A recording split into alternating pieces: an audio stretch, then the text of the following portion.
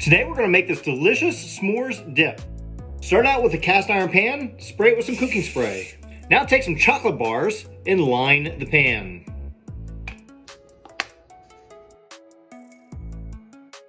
Now take some marshmallows, put on top of the chocolate. You can use mini ones if you like. Put this in the oven at 400 degrees until it browns on the top. After 12 to 14 minutes, pull it out of the oven and it should be nice and toasty. Take some graham crackers and place around the dish.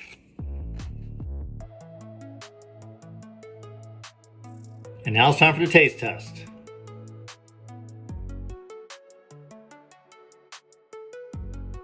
Now you really have to dig down to get to the chocolate, but it's there, trust me. So good.